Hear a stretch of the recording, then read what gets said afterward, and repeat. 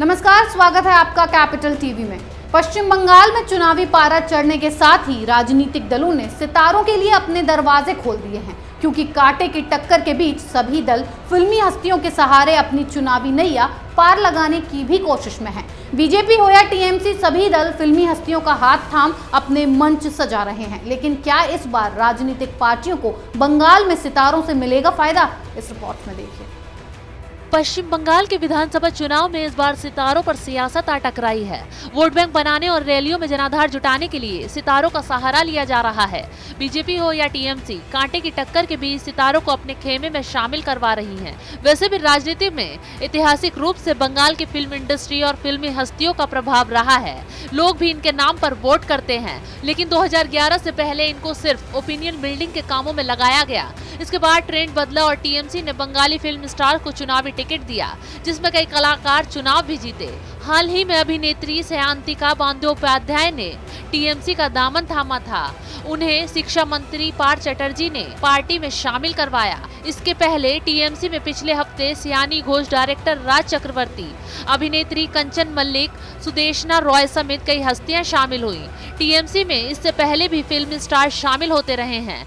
इससे पहले 2019 के लोकसभा चुनावों में टीएमसी ने अभिनेत्री नुसरत जहां को अपनी पार्टी में शामिल कर लोकसभा चुनाव लड़वाया और नुसरत जहां लोकसभा चुनाव जीतकर सांसद बनने में कामयाब रही। नुसरत टीएमसी के स्टार प्रचारक हैं। नुसरत जहां एक खूबसूरत अदाकारा भी हैं, जिनकी फैन फॉलोइंग जनता में बहुत ज्यादा है और जिसका सीधा फायदा टीएमसी को भी मिला। हाल ही में भी तमाम ऐसे कलाकार हैं जिन्होंने टीएमसी का दामन थामा, जिनमें फिल्म अभिनेता और डायरेक्टर धीरज पंडित, अभिनेत्री सुभद्रा मुखर्जी और गायिका अदिति मुंशी टीएमसी में शामिल हुई।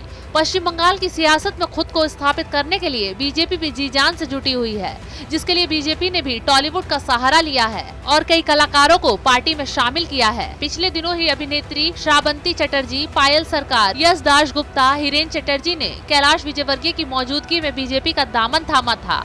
कुछ और टॉलीवुड के सितारों ने बीजेपी का दामन थामा, जिसमें पापी अधिकारी, शोमिली घोष, विश्वास, चंदना बासु, शोमिली घोष, विश्वास जैसे कलाकार शामिल हुए।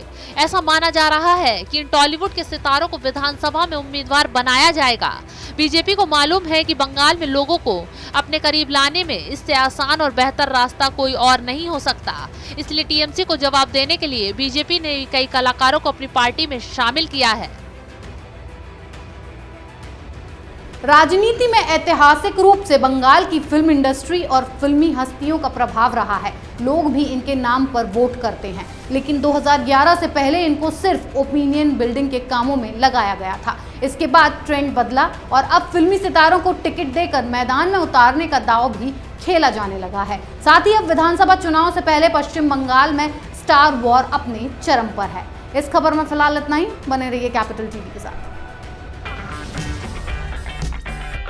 अगर आपको हमारा वीडियो पसंद आया हो तो इसे लाइक करें, हमारे चैनल को सब्सक्राइब करें और हाँ, बेल आइकन दबाना ना भूलें, ताकि आप तक हमारे वीडियो की नोटिफिकेशन पहुंचती रहे।